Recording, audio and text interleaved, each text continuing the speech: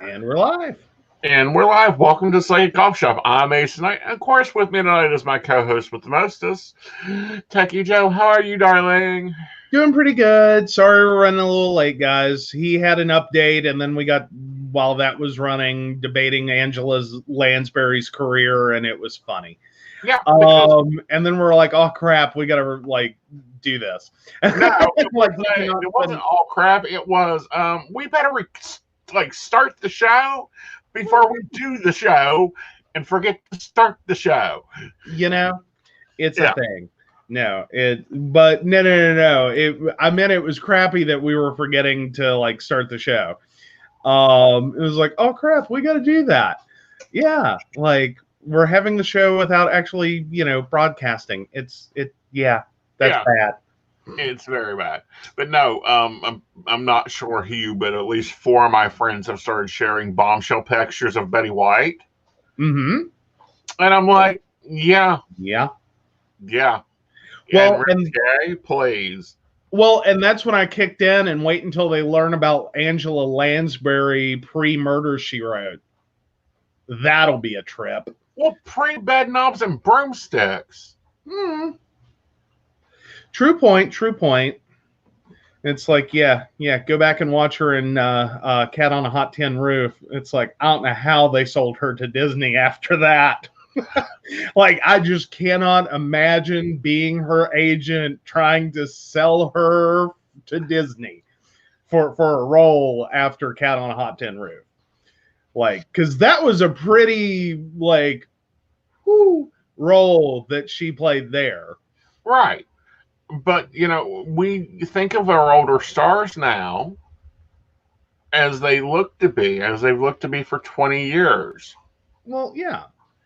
Well, and more importantly, the roles they've played and the personalities because all stars end up getting kind of pigeonholed, or typecast. And Brenda was like, one of them was me. She was like, damn.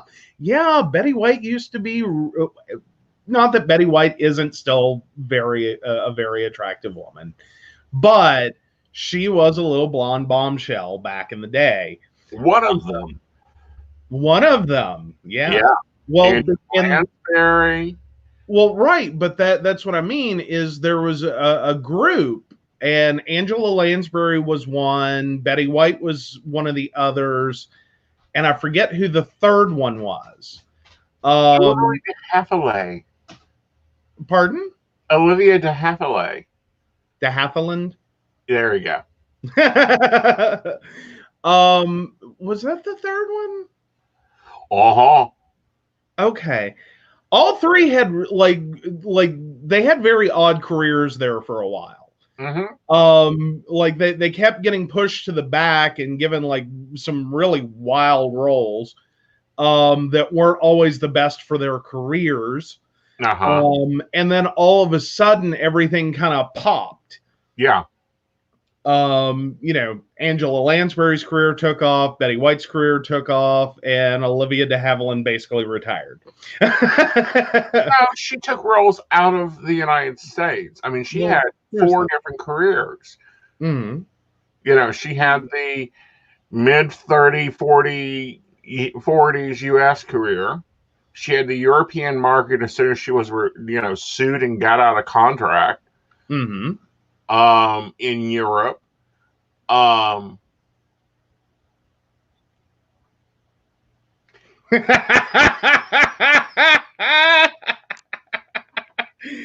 God, Brenda Bryan was talking about seeing Charlton Heston in a loincloth as a Native American. And the fact that he was built, and her mom laughed at her because she didn't recognize who he was.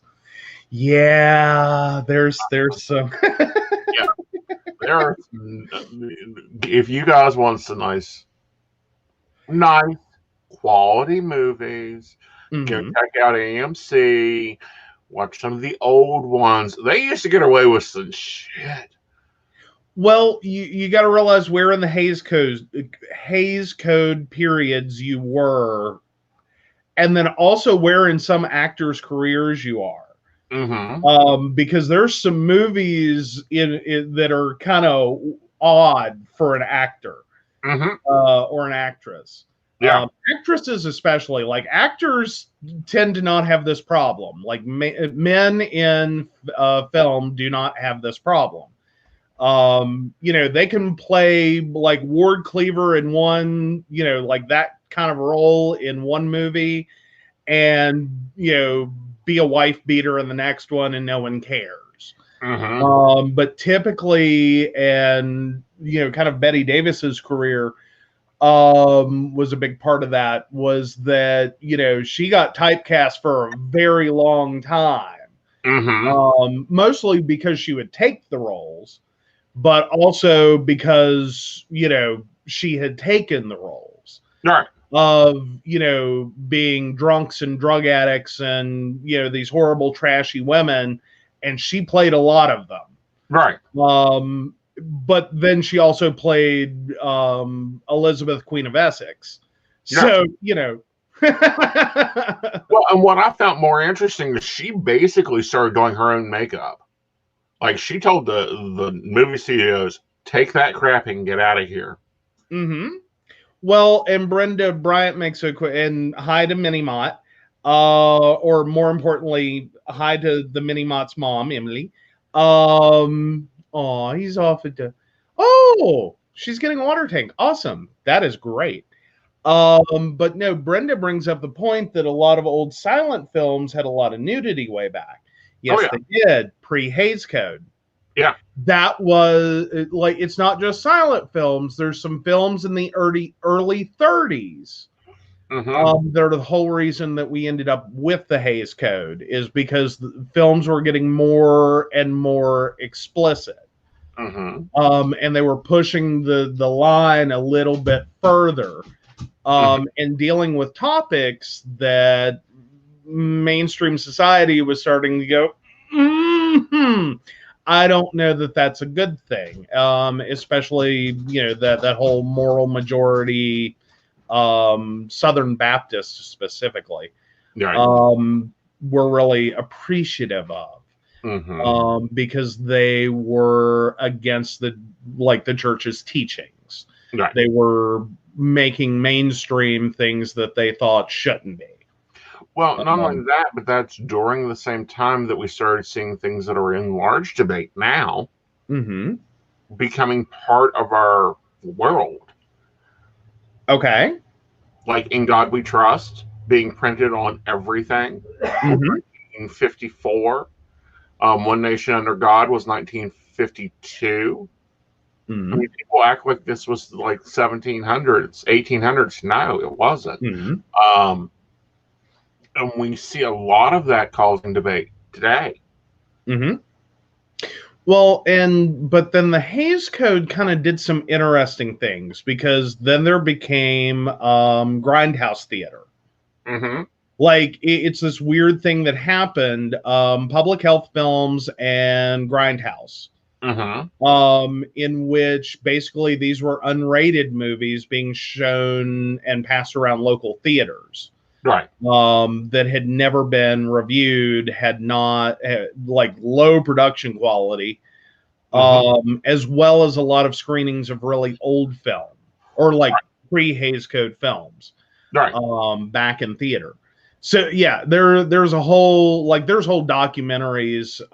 American Grindhouse is actually one that explains what all happened in some of the early Hays Code years, all the way into, I believe, the 60s.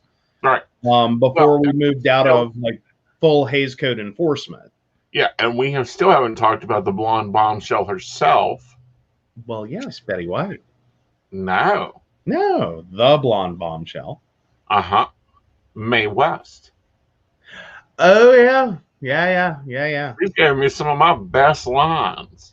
And she also had some of the worst time with Hays Code. Oh yeah, she pushed that line. She broke that line. That was part of like her history, is a lot of the things got through because in script She was very playful with her wording because, side note, she wrote a lot of her own dialogue. Yeah. Built around what she thought she could communicate on film, despite what she was saying. Is that the line doesn't sound that bad. But then when she says it, it comes out very different. You know, that there's a whole lot more to that line. A whole lot more to that line. All right. But, you know, everyone gives Liz Teller the credit for Diamonds. No, Mae West is the credit for Diamonds. Absolutely. Yeah. Well, because she wore a lot. Oh, she did. She invested hell. But she's one of the smarter actresses that our current actresses should be paying attention to. She bought diamonds. She bought real estate. She owned half of Hollywood at one time. Well, she invested heavily. She also spent a lot of time moving her career into the production scene. Yeah. So that she was not just the actress in the movie, she was also getting production credit. So she was getting a lot more ownership into the film she was part of. Right. And she also, you know, gave us Cary Grant. There we go. You know, she looked out of WB, Warner Brothers' office and said, if that man can act, I'll take him. And kissing all the men that, you know, Warner Brothers had under contract. Well, you know, she did a lot of great roles, you know, probably launched a lot of careers. But she was also in an odd point of film history. Like, I think she could have had a lot, like, I think 20 years later, like, if her career had been shoved 20 years later, I think she would have probably kept a lot of big stars from being big names. Oh, I think she would have gotten rid of a lot of people that she later said they don't know the business. They can't act. Like, I think she would have given... I think she would have probably killed Joan Crawford's career. Oh, I think she would have terminated her. Like 20 years later, like Mae West's career shoved 20 years, I think would have killed Joan Crawford. I think she would have been getting the roles that Joan Crawford got. Like, I don't think there would have been many that left for Joan Crawford. But yes, hello Devon, and hello Mika. Oh goodness. But yes, Heidi Lamore, yeah, very good. There's another one that is very good. If you can find any of her stuff, she was one of the few that went from silent to talkies. Yeah, well, and talking about current actresses that are a lot more than just, you know, on film. 1 second, I got to pull her name because I never can remember it. Thankfully, I know what she's in. Takes me just a second. Oh, come on, where is she? Cast. Oh my goodness. And that's why I can never get her name right. Mayim Bialik, I believe is how you say her name. She is from Big Bang Theory.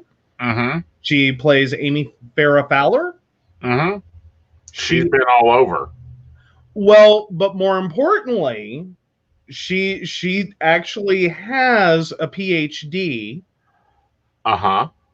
She is a scientist. She is a she in the field of neuroscience. Yeah. Like, she's not just playing a nerdy role really convincingly. Like, this is a day at the office.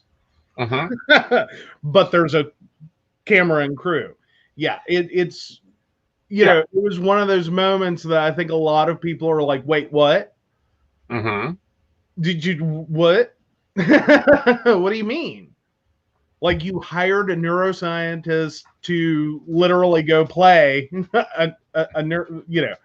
Right. Well, and this is what I really do not see a lot in stars, and they need to. Mm-hmm. Expand out. You know, they get, $9 million for a role and Mm-hmm. never buy into it. How do you mean? Like as in the like you like They make their money, yeah. they spend their money.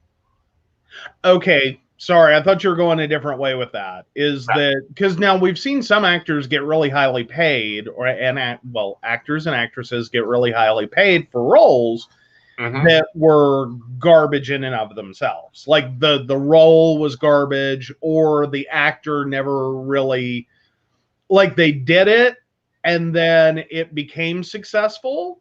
Like the film became a hit, and then they were like, yeah, I don't want to be associated with this for the rest of my career.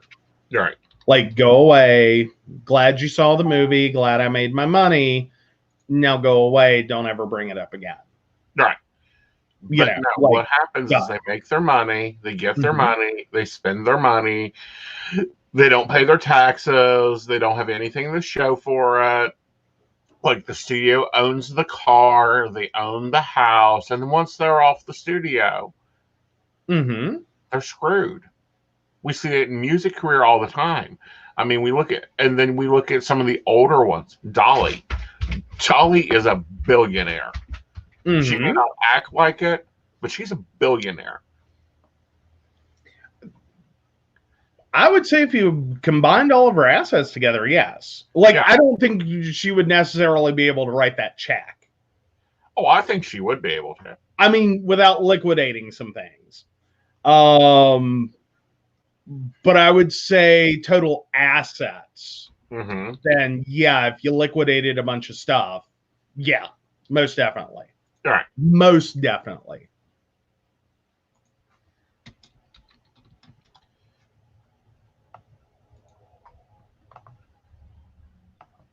Oh, and you're going to go search and find. Yeah.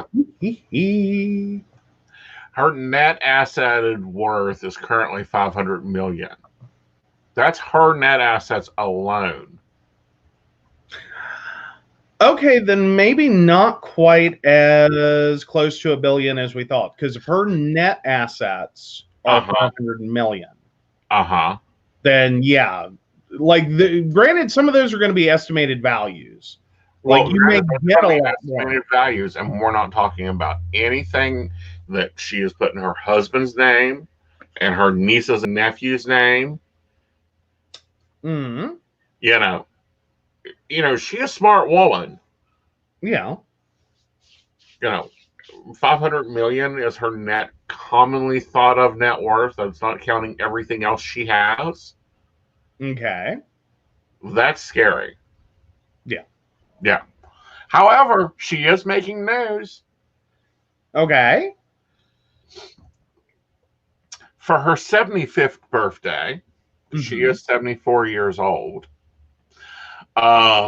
She is in talks with posing for Playboy. Well, there you go. There is a moment. A very big moment, because they've wanted her forever. Wait, I thought she did. I don't think so. Yeah, pretty sure she did. Because I thought that was part. Yes, she did. Okay. Or I believe she did. Oh no, maybe she didn't. 1978, 32 years old. Okay. Yes, she did.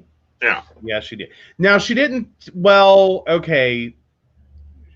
Pose for Playboy versus I don't think she quite like did the full centerfold. Right. She didn't go that route. Yeah, I think that's what her current talks are, is to do the centerfold. Yeah, she put on the Playboy uniform. Uh-huh. But no, I don't think she kind of I don't think she did. She did not go full on like what you would associate with that. Right. Yeah. But no, I remember that being a controversial part of her career. Mm-hmm. So yeah. Yeah.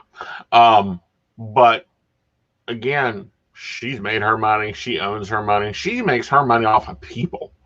Mm-hmm. You know, I Will Always Love You by Whitney Houston. Guess who collects that check? Oh yeah. And hello, Mary, if we didn't say it already. Sorry, I got a little sidetracked. He was talking about Dolly Parton and Playboy, and I was like, no. I remember that one. Uh-huh. Like brain fried somewhere, it's in there. Yep. But yeah. But you know, it's interesting watching these young stars not get this. How do you mean? Well, like the glamour vampires, they're already broke.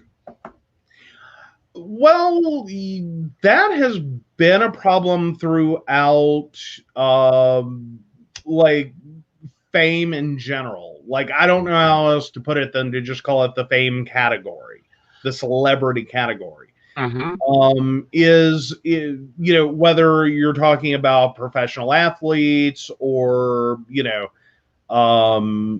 actors and actresses or music singers, um, uh, uh, anyone involved with a moment of fame that brings a lot of money, there can be a lot of financial difficulties out of that. Right. Because it typically brings out all the worst people that could possibly get anywhere near them, because money does that. Right. Two, it also makes it really hard to figure out who to trust. Because you have a lot going on there. Then there's just the corrupting influence of managing that much money. That even if you do everything the way you should, Right. all it can ultimately take is one person having access to that. Right. It's just the wrong person. Like it can be a significant issue.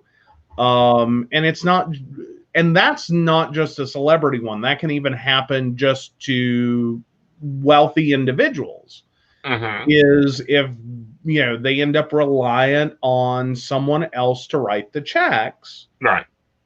Sometimes you can end up doing all the things you should, but still just encountering someone who gets too tempted by the money. Well, celebutards. Exactly, they're celebrities. Oh, did I mess up? Huh? Oh, we may have a moment here. Okay. Okay, because sorry, if you look back a comment, I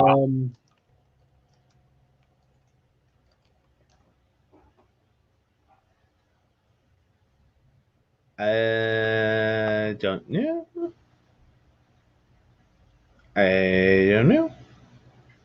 Okay, because there was a comment about Penthouse, and I was confused. Yeah, they're two different magazines, honey. What did I say? Did I say Penthouse by mistake? No. Okay. Then I got lost somewhere in the conversation. Okay.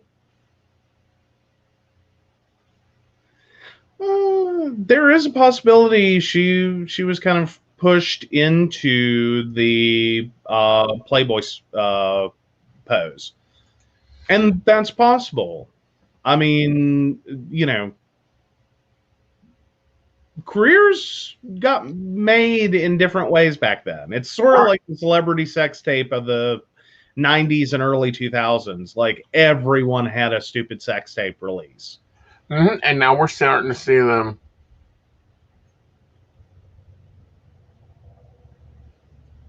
Oh, Mary's saying that she posed for Penthouse.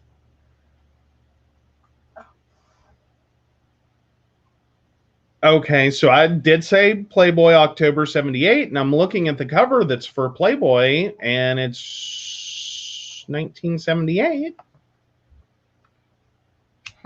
Okay. Okay, we'll figure out what we got wrong here, because, All right. I mean... But no, I think that, you know, a lot of our young stars, we're going to start seeing them having major trouble because, you know, some of our young stars are now moving out of it. Okay. Oh, no, Mary was apparently not saying penthouse. Okay. Okay. Like, they are two very different styles. Yeah. And I get that. And, well, okay, I think I see what she's saying. Okay. And that may be my fault. Sorry, you have two gay guys talking about, straight porn. Just with a grain of salt there. Yeah. I am assuming that yes, Dolly was a symbol, and especially 9 to 5. She very much played that kind of, okay, she was making the point that Penthouse is more explicit. Right. And that's true.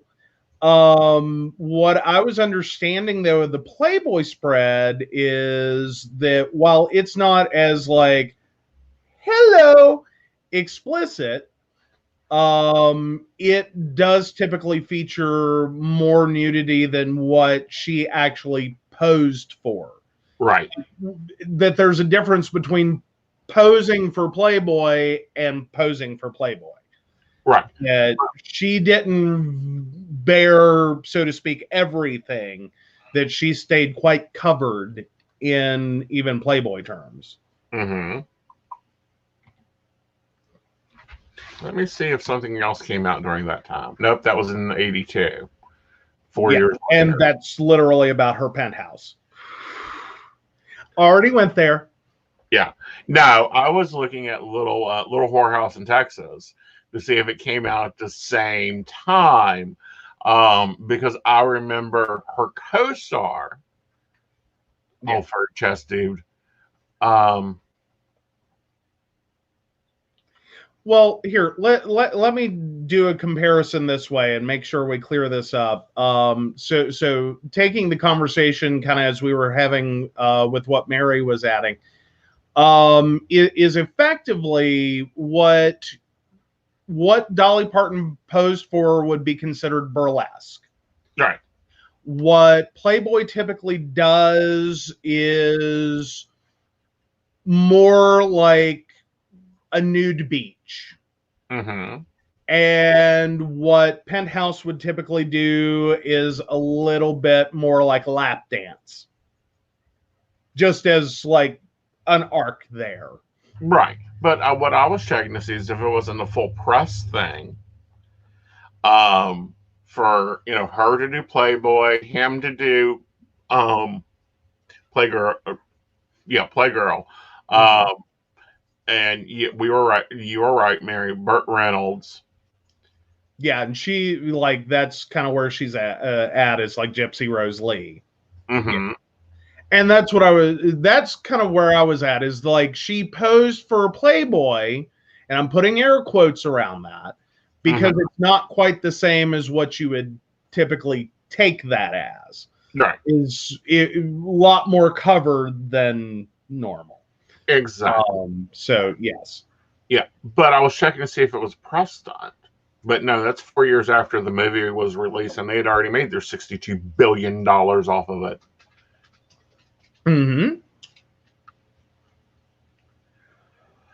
And Hustler is more like a peep show. Oh, dear. Yeah, but they're falling into favor and out of favor. But no, and here's an example, and you brought up sex types of the 90s. Well, you wouldn't have had to endure the Kardashians, which is, thank God's, ending, if there wasn't for a freaking sex tape in the 90s. Well, yeah, and then Chris, hello, Chris, is pointing out that what Dolly did in her younger years was risque, and she could do it because she was stunning. But these days, it's absolutely nothing, and it's everyday tame. And yes, that's the point we're making. Is then the next phase of that came the sex tape. Mm-hmm. Is like there in the 90s, we had the sex tapes. It was all about the leaked sex tape, which, I mean, like, okay, one or two, we were all kind of like, oh my God, you know, that's just horrible. How dare someone do that to someone? And then it got a little more like, you know, these are happening a lot. Like, what the hell? Like, some of these feel less leaked than like mass distributed. Yeah. You know, like, yeah. Yeah. Sorry, I'm just reflecting back on Joan Rivers' take on the sex tape. Do what now? Joan Rivers' take on the sex tape. Okay. Yeah, it was a full comedic bit of hers about having a leaked sex tape, and SNL finally done it with her. It was hilarious. That's another one that was a mogul in her time. She built 2 empires. Absolutely. Well, but then kind of flipping around, then we turn into the 2010s, and now it's the sexting scandals, or the photos on people's phones or in their iCloud accounts being leaked after the one big data breach that actually did occur. So yeah, it's kind of, I don't know where we go after this. You know, like how, like I don't know what is next on that. Like, I think that's been pushed, thankfully, as far as it can go. I think we've got a few more years of celebrity, you know, iPhone hacking. Air quotes again. But yeah.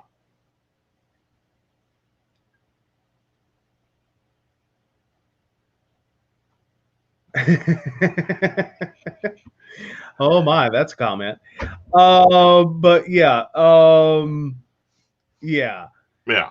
Well, and Emily brings up the point about the and it's the same thing to some degree today, is being able to retain a bit of modesty and play the victim and still getting the fame advantage. Is that it will, you know, put your name on everyone's lips.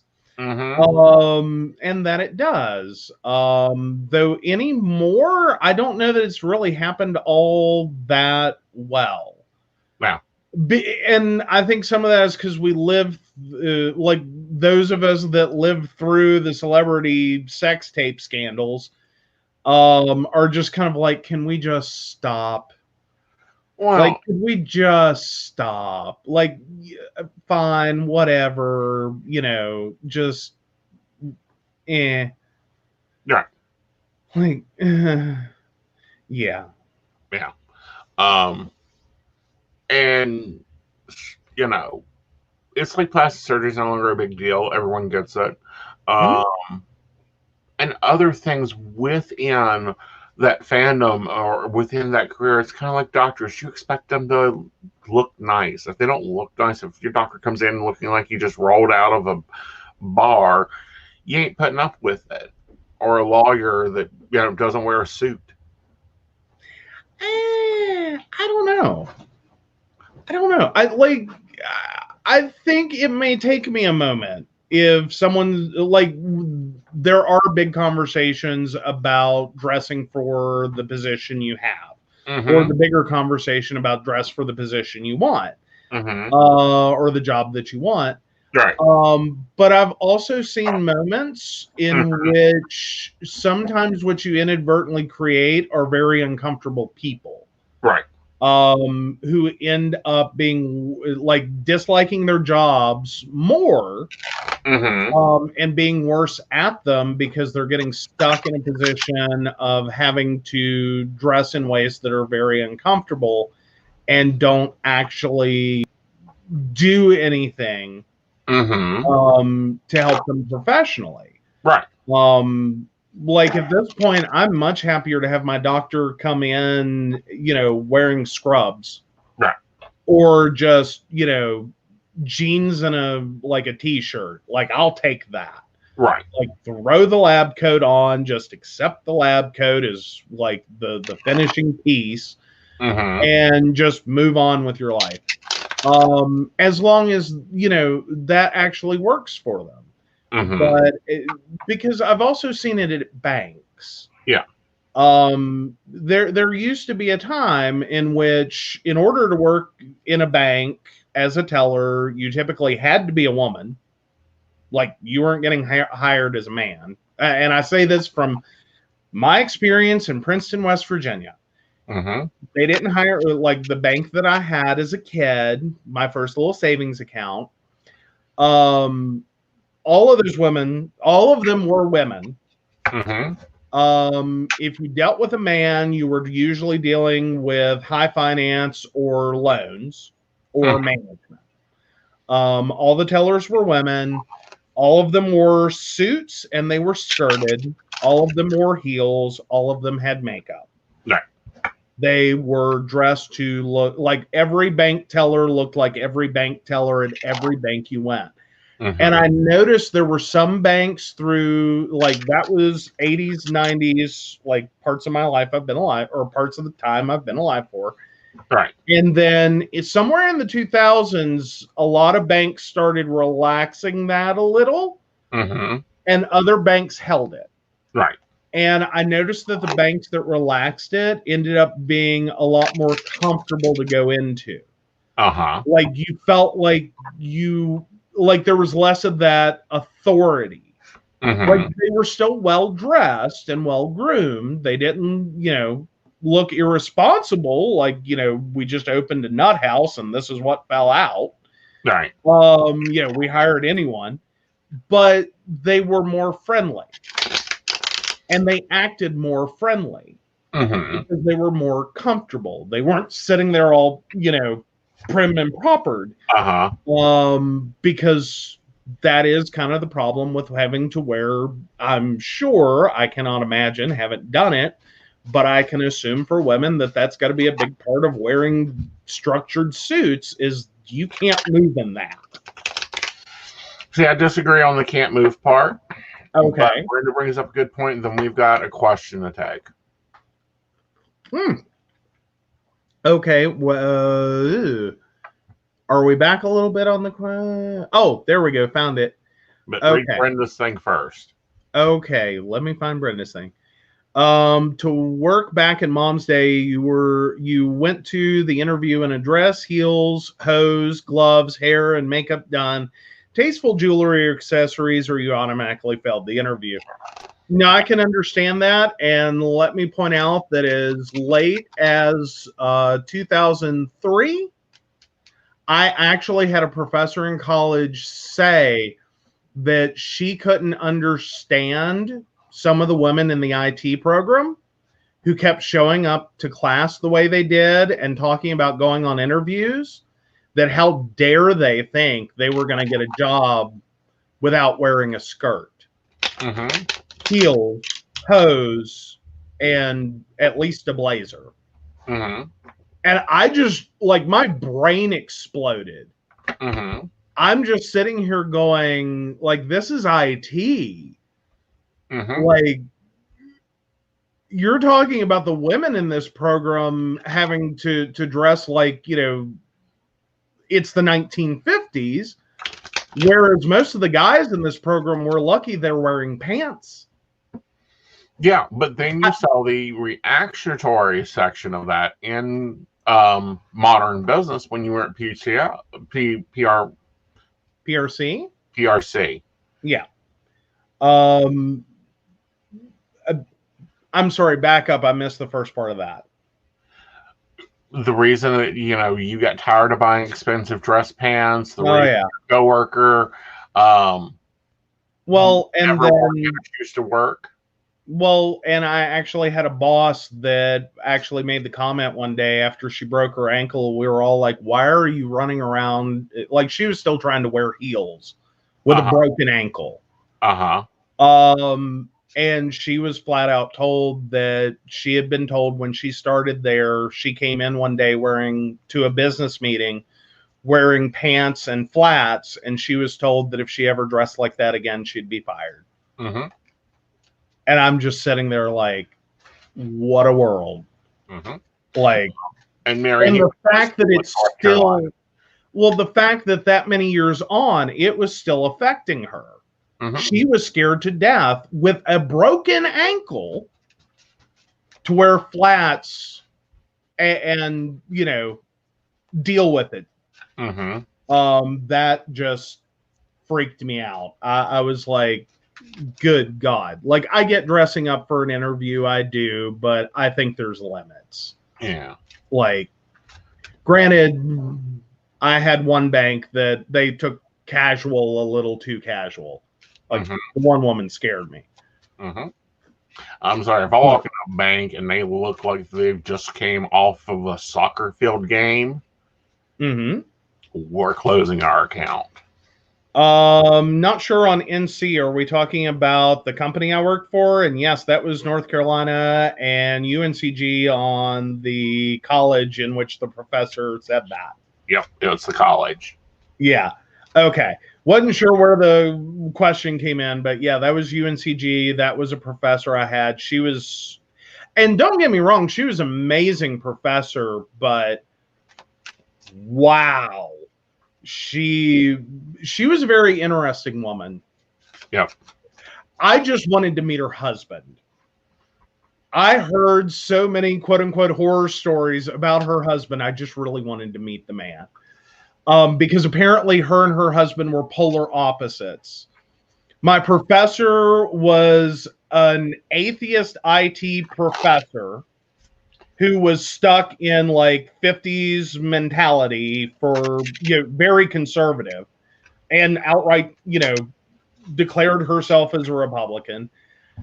Her husband was supposed to be the polar opposite. He was a liberal Democrat church minister. So she was technically a church wife that never went to church. She was a pastor's wife that refused to go to church, or basically went, sat on the pew, and that's all she did. Mm-hmm. She showed up on Sunday. That was it. Her total commitment. Mm-hmm. Like, I will show up on Sunday. Mm-hmm. But no, she was fun. She was a trip. She was a great professor. Mm-hmm. But at the same time, some of her personal ideology was like, ooh. Okay. Alrighty then. But okay, getting back to the question we were going into. Sorry, we got a little distracted there. And now I'm having to scroll up. All right, so Devin asks, so March 16th, 78, will my cancer come back?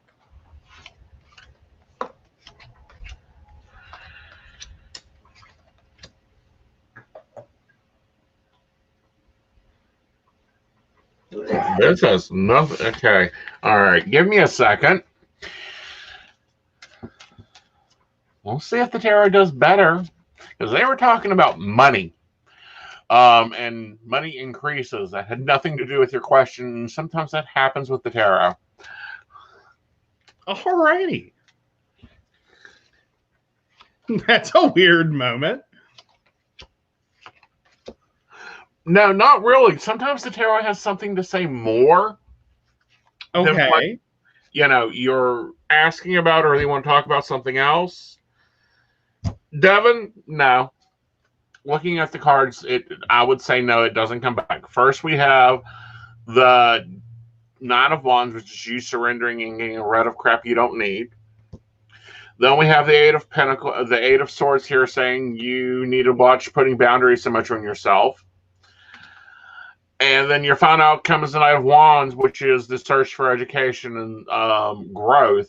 So this is probably looking at either training or education. There's no talk of health problems here. So looking at it, I would say that no, it doesn't come back. But I would say that you may change career fields over the next year and a half. And apparently there's a lot of financial change for the better there. That wasn't, and I know that wasn't your question, because that's what it shut off the gate with. Alrighty. All right. Chris, if you have a question, you need to put your name, birthday, not your name, your birth date, and your direct question. I don't do just general readings. Yeah. So yeah, and then Lamont, it's kind of the same thing. Because Lamont's question, or sort of question, was, what do you know about the future itself besides on a person in general? We're not ignoring you. It's just it took a minute to get to you. Yeah. Because we derailed a little. But yeah. About. Yeah. I don't know. Would that be a direct enough question? I mean, granted, that is technically a general reading. Like, that's super general. Yeah. Like, notice the scrolly at the bottom. Yeah.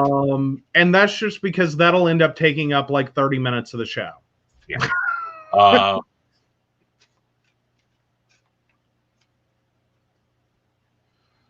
right. Go for Chris. All right. I'm gonna assume December 21st of 85. And is there any family around me? I've had several family die.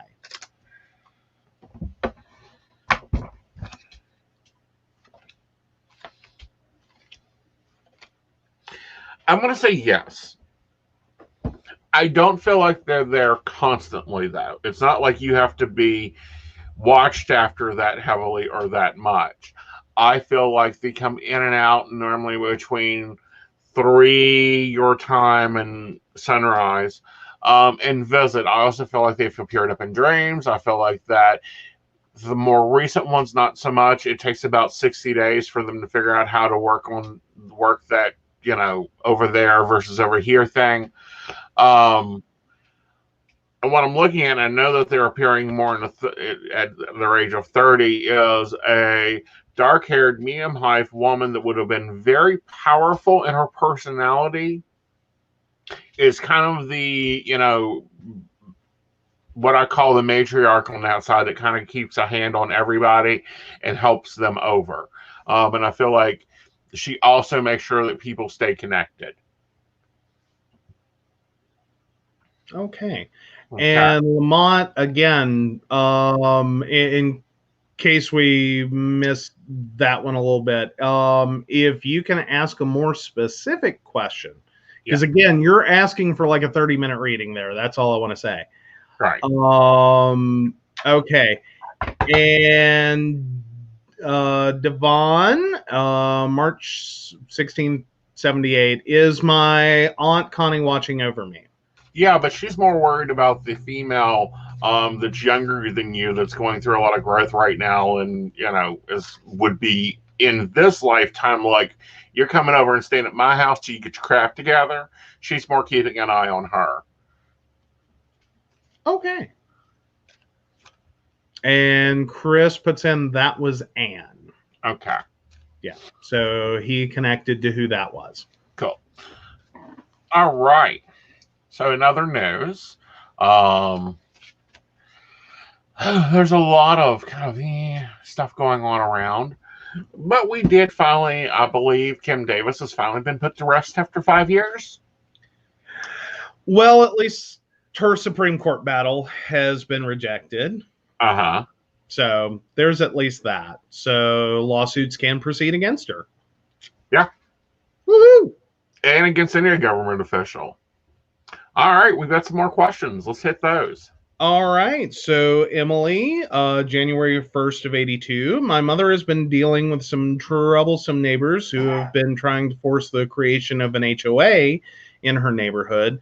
Will the neighbors give up after her recent thwarting of their attempt, or will there be more trouble ahead?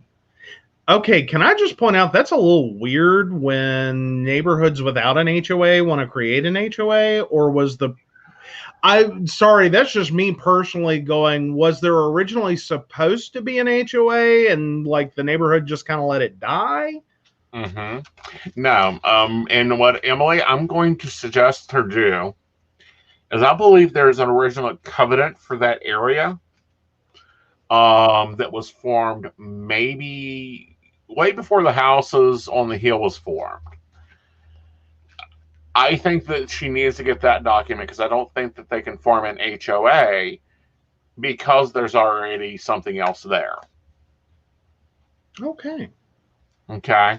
But no, it looks like the neighborhood's trying to get all fancy. Ain't gonna happen.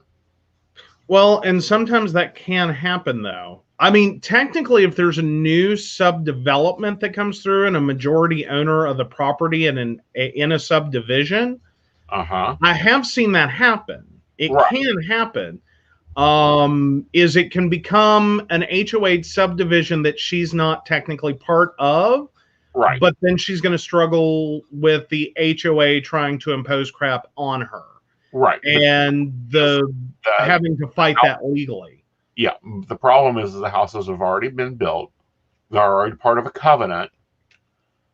That nobody, it's like ours. The deed to our house is part of a subdivision. It was formed back in the 30s. There is no HOA included in that covenant of house. Right. That land. We couldn't go in and start an HOA because believe me, we would have if that was there. Oh. Okay. All right. I see what happened is they formed a corporation. Right. Okay. Got it. So yeah, but no, there actually, there are ways to do it. And it has happened to people that end up with a house that's in a subdivision that gets majority owned by like a land development corporation. It can get weird for like those little outlier residents. There's one in Princeton Hill, in Princeton. Quail Valley has a few houses like that. Right. That the houses were built before Quail Valley, the subdivision, was built. They're not technically part of the HOA, and they end up in a constant battle. Those few remaining homeowners do, because the HOA wants to charge them massively because the road beyond a certain point is considered HOA property and the HOA is responsible for it. Right. But yeah, it gets a little nuts. Go back and have your mom get the corporation paperwork out, even though it was dissolved. I believe there is something there either in the dissolving paperwork or in the starting paperwork that started all that blocks anything else from going in there. Like that's her ace in the hole because I feel like that the current neighbors don't have that paperwork and it was not included in the deed. Okay. And I'm going to jump a little out of order just because we have different stuff coming in. So let's go with Lamont real quick. March 6th of 1990. This has nothing to do with what I asked before, but how do my love relationships look like? All right, Lamont, let's take a look here. Also add on, I'm trying to leave someone, but they won't let them. All right.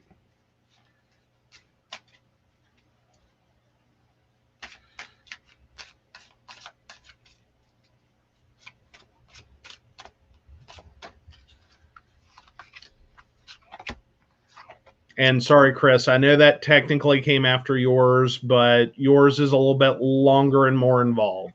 All right. All right. Right now, you're looking at everything you don't have. You do have a new opportunity coming. I would say that's within about 6 weeks to a month. And it does start you into a new path, Lamont. So I would say that you will end up leaving this person and starting something new. And when I say new and the full pops up, it's brand new. You don't know who this person is yet. They've not entered your life. I would look for someone that is talking a lot to you, because what I see is their mouth moving constantly. Okay. And going back to Chris real quick. So his dad died in 88, granddad in 94, grandmother in 2012, an Uncle Steve in 2017 and 2020. Not sure if John is an uncle or not. So there's been a lot of death there. That's a little more than 6 months.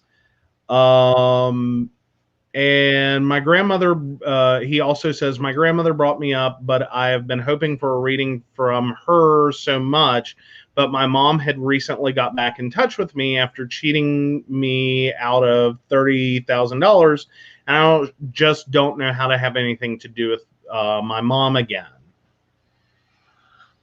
So I'm gonna assume that part of that question is like, where is the relationship with mom headed? Okay. Sorry, I'm creating questions. Just because there's a lot in that involved, right, comment wise. So like, where's the relationship with mom headed? And then also any insight on like the grandmother situation, like keeps hoping to I think mediumship. But I'm going to give you what I get when I start tapping into that energy is I am too busy right now. So either one of three things is going on when energy tells me I'm too busy right now. One, they wouldn't have come to a reading to begin with, so they don't want to talk to me. Two, there's a family situation that they're more focused on. And they're like, why aren't you here dealing with this? Why are we talking? And then three is, and this is what I feel is more prevalent, is they are already helping and being busy with a larger group of family. The person that I was able to connect with earlier that you identified as Anne, I feel she's more the one that makes sure everything is going good. When I pull for like the grandfather and the uncles and stuff like that, I get that they are more focused on what you're doing career-wise, because I'm seeing tools. And that's probably where you get more influence or push from them. While I feel like they are always watching over you and always with you when you need them. The grandmother, I don't think is going to probably pop up until whoever the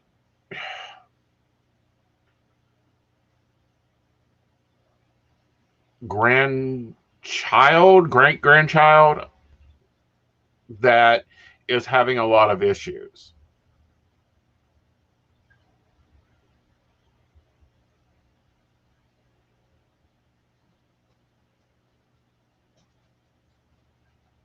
Okay. Okay, so the follow-on was, I think it's just a case of some families split up and only bother about those closest to them. Right.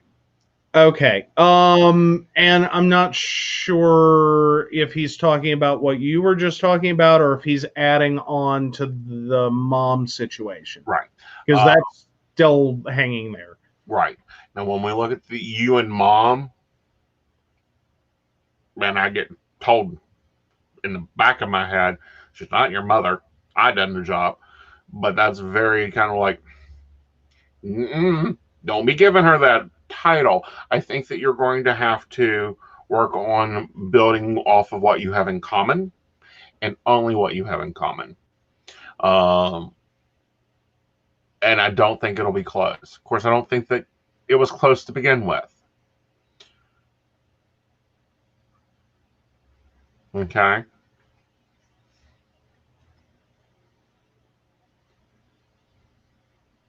Alrighty. Okay. And then Emily has come back with, in response to their multiple pro HOA flyers, my mom sent a flyer to the neighborhood listing her reasons against forming an HOA, including stating that the corp had been dissolved and that the neighborhood responded by pulling all the flyers they could out of mailboxes and tossing the crumpled sheets onto her lawn. You see, and that's where your mom needs to get a basket of those muffins that she makes. A large one. And go house to house and talk to her neighbors. Well, there's that. But no, I mean, like the HOA situation is a rough one for a lot of people, though. Yeah, homeowners associations. I won't buy a house in that neighborhood. Property values normally go down. Well, and it also ends up creating a little fiefdom, and can end up like a good HOA. Not that there's many people who believe there's such a thing, and I'm kind of in that category. You know, a good HOA, or let's call it the perfect ideal HOA, is only meant to help like people live together with less issues. That's the ideal. That's the ideal. This is, like keeping community standards and holding a line is the ideal. Unfortunately, what happens is it ends up being a power trip. Wow. And it never works well. You always end up with like a community that just evolves into a bunch of angry old people yelling at each other. Right. Sorry, I'm very against anybody that wants to tell me what to do with my property. If I want to paint my house purple and put on a yellow roof and have glittered cars in my driveway, that's my business. I paid my property. HOAs I've never seen. We used to have one for the townhouse. There was one for another house in Ohio. Useless, other than trying to dictate to fit into their cookie bread pot. Well, the cookie cutter mold. Yeah. But there are people who want to live in a cookie cutter mold neighborhood. They want every house to look the same. They want to be part of this fixed suburban ideal. And an HOA will do that. And it's appealing to them. Pardon? They're great for condos. That's the only place they're great for. And that's more so because of the shared communal services like elevators and all the rest. But yeah, no, it can get ugly. Yeah. Like I have big problems with HOAs. Again, I'm a poor candidate for an HOA neighborhood. Like, not gonna make me happy. I'm gonna end up being the wrench in it. But more importantly, it's also one of those things. I've seen HOA neighborhoods and the way people can often end up afterwards. Yeah. Is that, and also the fact that with the unpredictability of life, I think one of the worst things that I ever saw was an HOA that effectively evicted a set of grandparents because I believe it was their children died and they had to raise their granddaughter. And they evicted them because it was a no children neighborhood. So in addition to losing their kids in a horrible accident and, now becoming parents again, they suddenly were homeless because they couldn't sell it. Right. But yeah, it's an ugly situation. But moving back to Chris, is that where we're moving back to? No. Okay. Go up. Okay. Because we just finished Chris. Okay.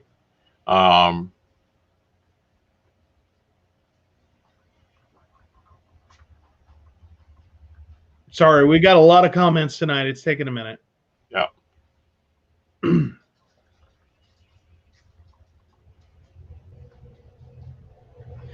Oh, Mary has a question. Okay. Sorry, Mary. I did see that, and I totally lost track. Okay. Start with Terry and work your way down. Oh, did I miss the Terry? Oh, there is a trying to get there. You're visible. We've just got a lot flying in at the same time. Yeah, and okay, so found Terry. Does Mark still? Well, Terry 31357. Does Mark still love me?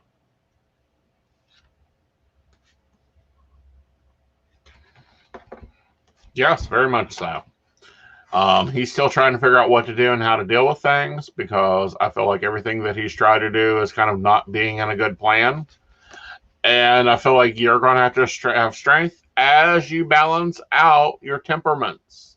He's a different type of guy than you are used to, so he's not going to act normal. He hasn't acted normal since the beginning of this relationship. Okay.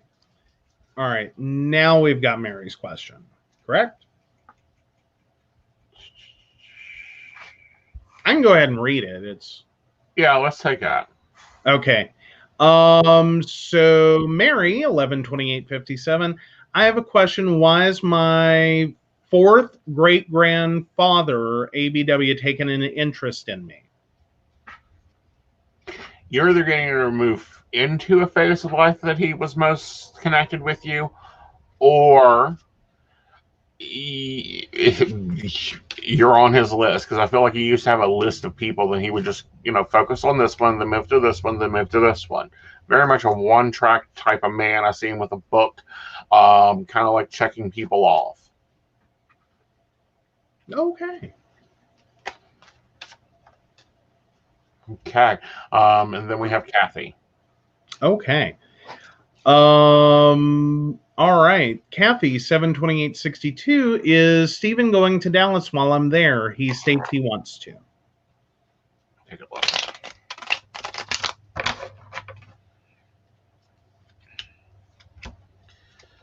All right. I feel that this is going to be a year, of course, going to Dallas to deal with things. I know you're thinking it's going to be a bad trip. I feel like that it'll be an okay trip. There'll be some bonding time going on there, and then some judgment calls made. I do feel Stephen is in Dallas. I feel like he's part of the bonding time. Okay. And Kathy also says, sorry about the political statement I made. And I went back and looked, and that was that Trump lost her vote today over his end of negotiations on the stimulus package.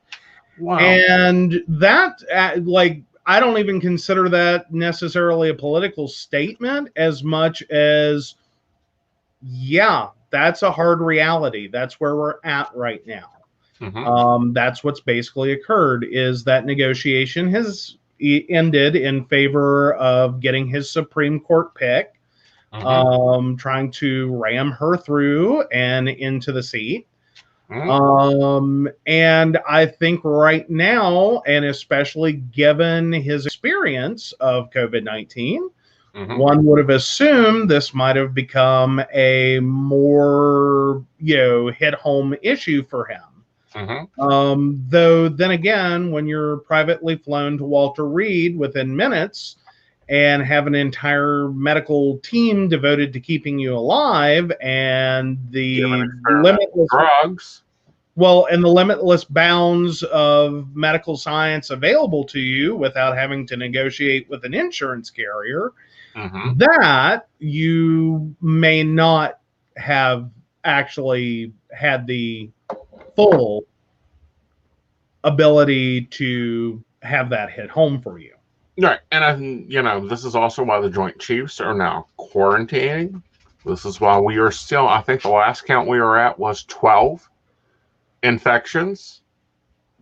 I'm sorry, I'm making a strange face for the topic under consideration, but Mary had commented that she has his ledger. And it just struck with me. I was like, yeah, makes sense. Yeah. So, okay. Yes. A very business oriented human being. So yeah. Yeah. Very cool. He's working with an agenda. And that's across the board here. I think we're seeing a lot of agendas. I think we're seeing a lot of governmental problems that are about to be created, if not already created, Please review if you're voting absentee, please review your state guidelines. We just had South Carolina change their guidelines back to a different set of guidelines.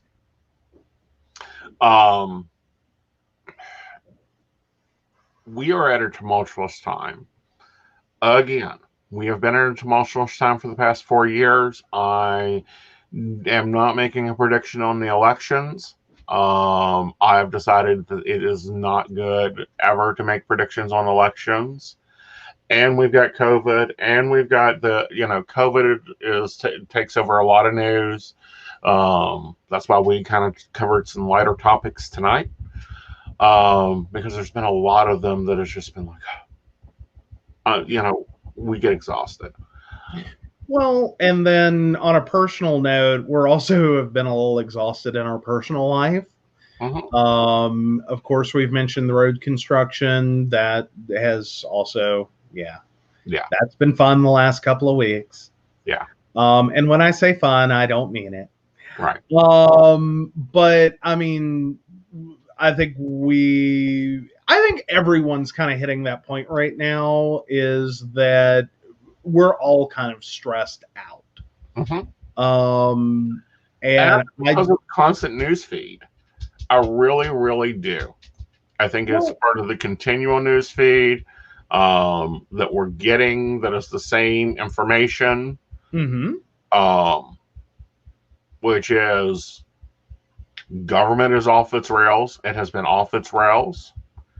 2 full moons this month and an election 4 days later, honey. Well, though my only, and maybe inappropriate, but my only comment that I've been able to enjoy was Stephen Miller, the White House aide, has been diagnosed with COVID-19. And all I can think to say to that is womp womp. And if anyone gets that reference, then you know why that's funny. Right.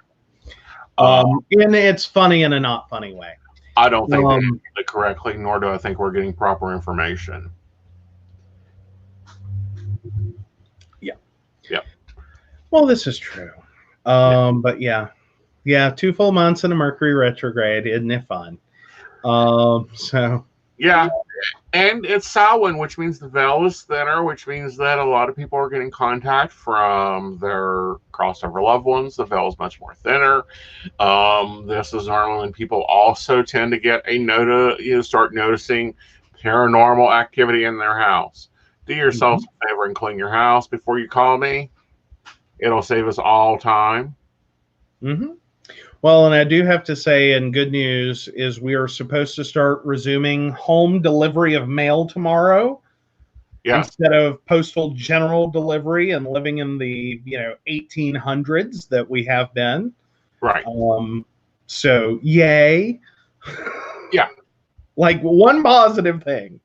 Like, I'm truly honestly excited about having normal mail delivery again. Like, you don't even know. Just because I was literally to a point, I'm like, screw it, we're getting a postal box. I'm just done. I'm done. Well, and I've thought about doing that, but it's a pain. Well, a postal box, at least we can go at 8 o'clock at night. Oh, that is so sad. So Emily's next door neighbor just had a mental breakdown today. Yeah. She was circling her house, screaming at the top of her lungs random words and curses to God, Satan, and any other deity she could think of. So loud and disturbing that someone called the police. Oh, my gosh. Yeah. Oh, and it's not congratulations to Oak Hill's post office. That's actually, this project has finally gotten to a point that the road is considered passable for our postal service.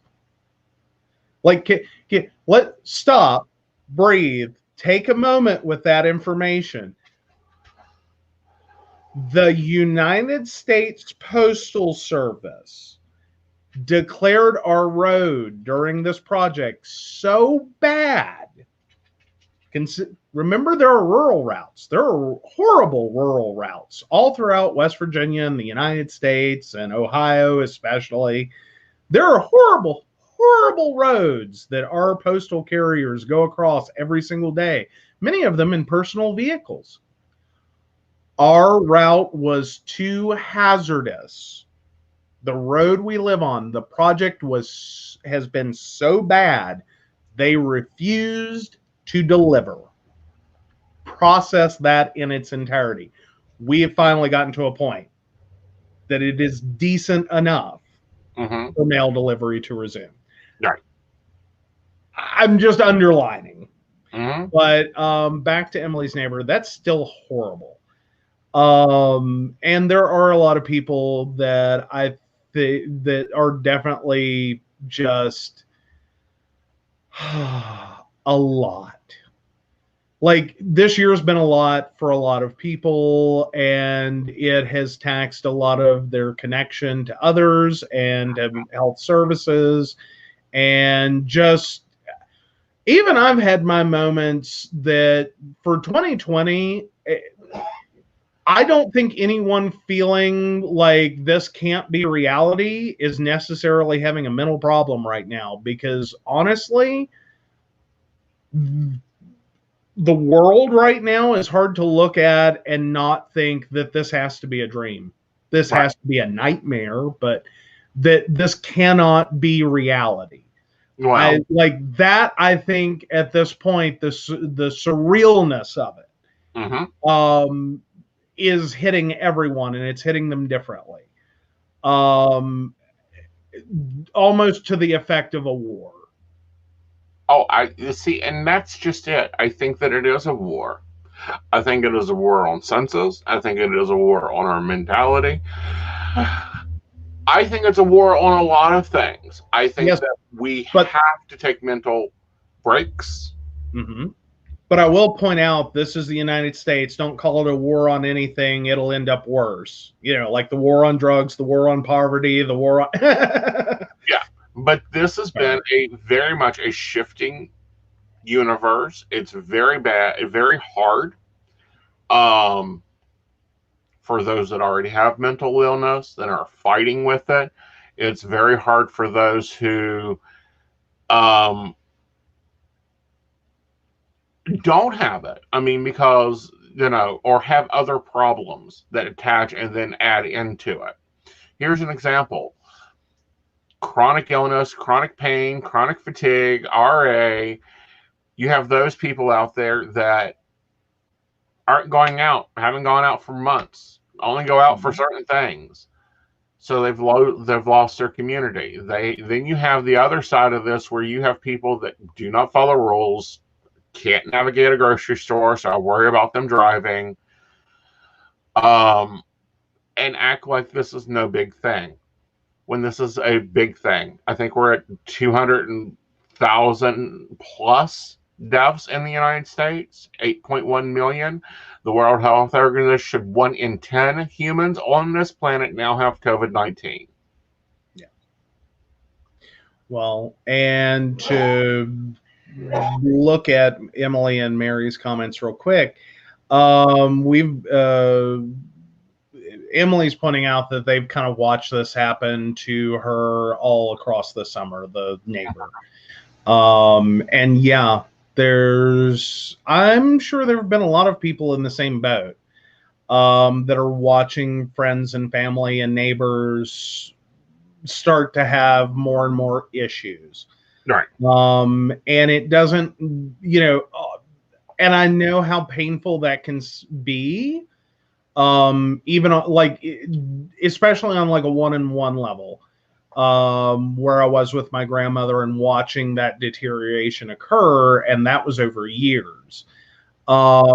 This rapidly, it is really hard to watch. Mm-hmm. And it also can make you feel very upset and angry and powerless, and like nothing you're doing is helping. Those aren't true statements. Right.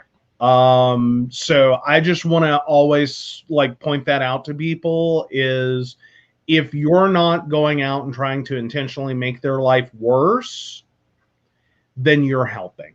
Right. So, you know what I mean? Is that sometimes it's not about preventing it.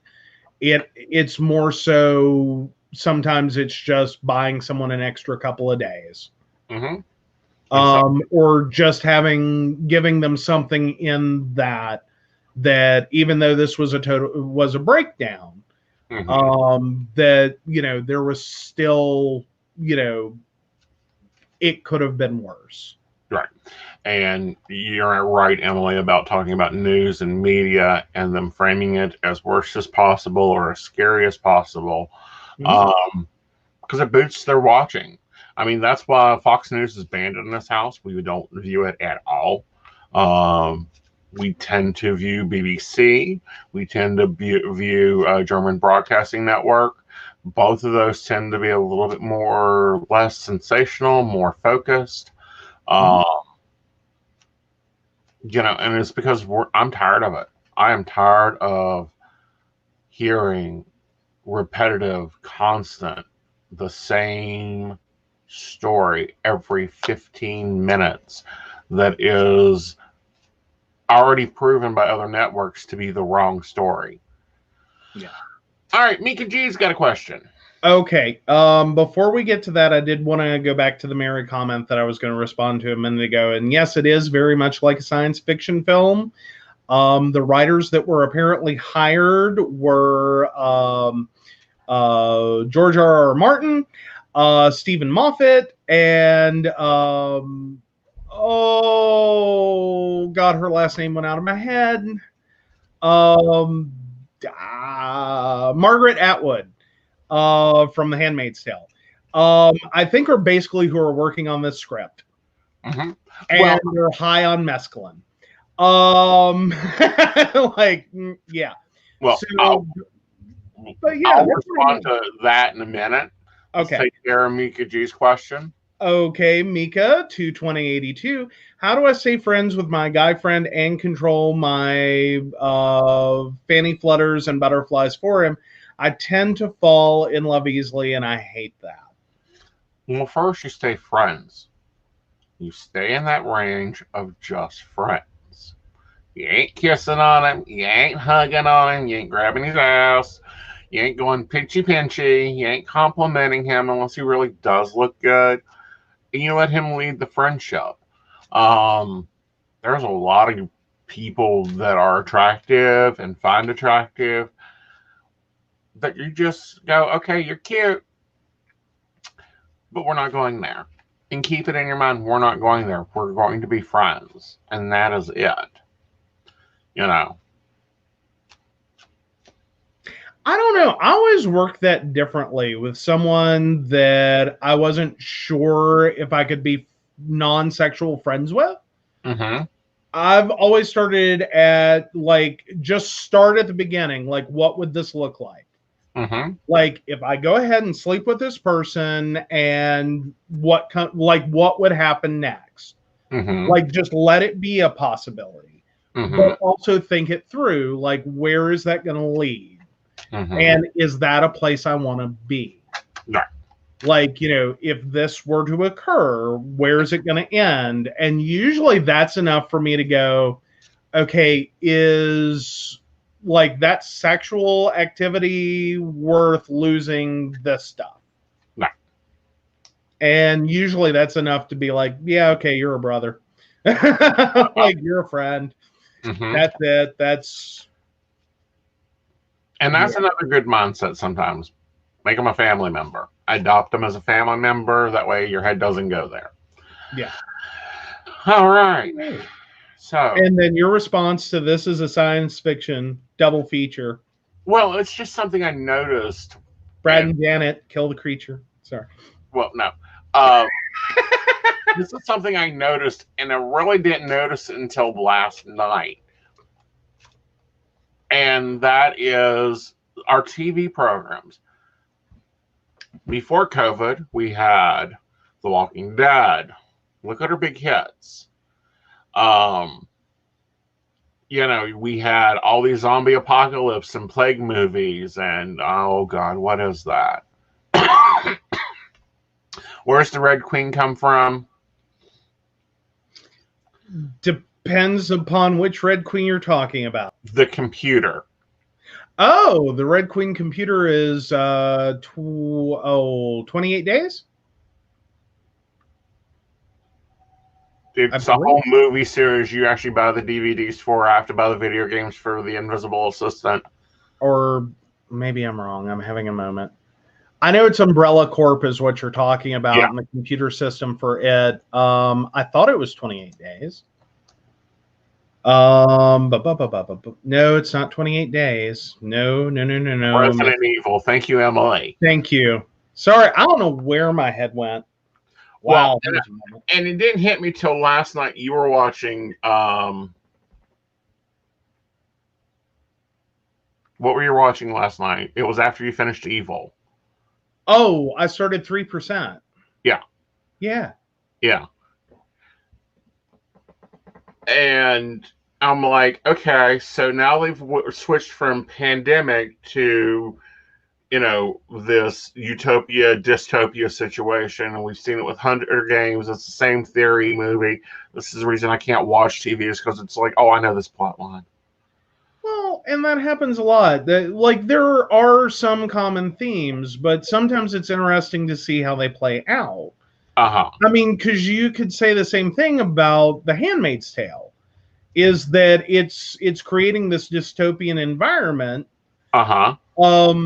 But it also can be very different depending upon like how they got there, what happened, how, what the story is and what they're doing in the story.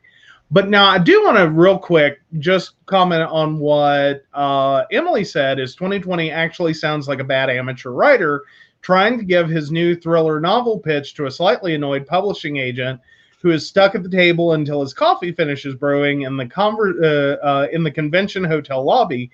Too many plot twists, too many storylines that go nowhere, and so many climax points that it gets boring. Mm-hmm. Or you could also say that it sounds a shit ton like Stephen King's Under the Dome. Hey, I want to finish watching that before you ruin it for me because I actually like that show. Well, I mean, Stephen King someone had to pitch that novel. Yeah. Someone had to pitch that as a series to someone. Mm-hmm. And you want to talk about twists, turns, climax points. Like, Under the Dome is all over the place, and I think you're following something like 20-some main characters. Mm-hmm. And it's mentally taxing. You want to talk about, like you were talking about Sabrina the other night, you can't miss a moment of it, because every time you have missed even a second, you have ended up missing a major, like, point, like, you don't find out for 20-some episodes. And you're like, wait, when did that happen? And it's like, oh, well, apparently I went to the bathroom for 4 seconds and, right. Didn't hear that one. Right. But again, I have very limited television watching ability because, unfortunately, I get a plot line real fast. I'm like, oh, this is like that. And I'm done. Mm-hmm. Sabrina has actually entertained me here lately. But point being is I'm in that debate of whether Access Hollywood or Hollywood in general is predicting things we're going to go through, or if we are seeing those things and then getting stuck in them and then watching them play out. And either way, can someone turn the fucking channel? Well, sometimes I think it is like, I think some things, like, because there keeps being that reference to The Simpsons predicting 2020 or predicting the future. I don't know that it's necessarily that it's a prediction as much as some things have, like, a logical progression. Mm-hmm. That if you're sitting there looking at this and it's like, well, then, okay, where do we go from here? Where does the world go from this point? And I think there are some people that are just more in tune with that, that are a little more able to, like, follow the logical path. Right. That, like, if this, then that. And and there's also art imitates life, which imitates art, and that becomes Inception. But that's a whole different point. But it is the same point. But no, I think there is a lot of that occurs that again, you take Margaret Atwood and The Handmaid's Tale, and I know I keep bringing that up, but that's also because at one point, she was basically told her story could never happen. That, like, how do you create this fantastical, dystopian world? And she's like, it's not that hard. Like, you tweak history just a smidge, and this could actually be what happened. Like, you don't have to push the needle too far at a few points. And this is where the sluices through. So, and that often can be the basis of a lot of books, is it's just history with a little twist. And, that moment of twist can set off a chain reaction. Right. Because most things are chain reactions. Right. This occurs, so that occurs. So this becomes a problem, so that doesn't happen, so this other thing occurs. Well, with that, there is going to be some. I do want you guys to start doing some mental checks. I really recommend right now journaling. And you think this is important. However, it will be important. Look at some of the journals we have from over history. Your great-grandchildren will find this important because guess what? They will learn this in school. And well, who knows? They may be watching clips from our show. Hi, future. Hi, future. So, right. That was point one. It was take time for mental health. Take care of yourselves. Now, here is a broadcasting note. There may not be a Mountain Bears this Friday. We are not sure yet whether there will be one because I'm getting some lovely dental work done. We're not sure how I'm going to deal with it because we never know how my face responds to bald men putting their hands on it. Yeah, that's why he's being sedated. So yes, but no, and we're actually really fortunate we got through the show tonight. I was kind of like we were talking before the show, and I wasn't even sure if we were going to be able to do a full show tonight because you're having a lot of pain. No, I am, but I'm good. Okay. This lovely tube of white stuff is amazing and wonderful, and it's off-brand. It's actually put out by Dollar General. It's called Maximum Tooth Relief. This makes Ambisol look like baby powder. Yep. Well, it's should be generic Oragel. It is generic Oragel. It's better than Oragel. Oh yeah. Well, see, and that always struck me is you get good work out of Oragel. I get nothing out of Oragel, but Ambisol does me wonders, and you're like rinse with soap and water. Like right. Nothing. But no, I don't get normally anything out of Oragel anymore. It's the generic stuff that I'm getting relief out of. Yeah, backwards. Yeah. You're getting results out of Oragel, not Ambisol. But yeah. No, I'm getting results out of generic. Oh, okay. Not name brand. Because we have name brand, both Oracel and Ambisol, and they ain't touching anything. Well, because that means I bought it. Yeah. Sorry, if I've got a tooth problem, and let me tell you, that's rare. I've been fortunate. I'm not like a humble brag. Well, basically, I'm humble bragging there. I've been fortunate.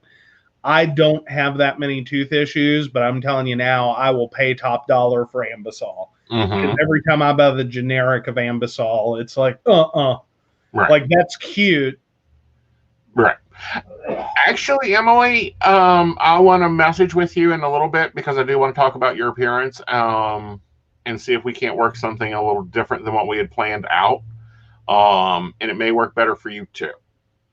Okay. All right, guys. So we're going to go ahead and end the show tonight. We will be back either Friday or Tuesday. We will post if we are not having a show that night. so that you guys know that you can go watch NBC or something. Okay. Otherwise, we will be back and we will be working with things. Uh-huh. Okay. Come on, I got a Vanna. I know. Let me Vanna. I have to Vanna. There you go. No one knows what to do with me if I don't Vanna. So, of course, we want to thank our Patreon sponsors, and those are Beverly Walker, Mika G, Mary Winfield, the Crystal Lotus Shop at 89 Old Main Plaza, and I'm double checking as it comes back. Brenda Bryant. Why do I knew I was missing someone. Yep. So yes, we want to thank you for your sponsorship. If you're interested in supporting the show or finding out more about us, please visit PCSPnetwork.com, where you can learn more about the show and see some content. And you can also find links to become a Patreon sponsor. And Shannon, I would have just went with brandy. It always works better for teething. Oh, do what now? Oh. Shannon said, speaking of Ambisol, when her kids were teething, the doctor suggested liquid Ambisol. No, you take brandy, rub it on their gums, they'll go to sleep for 6 hours. Oh.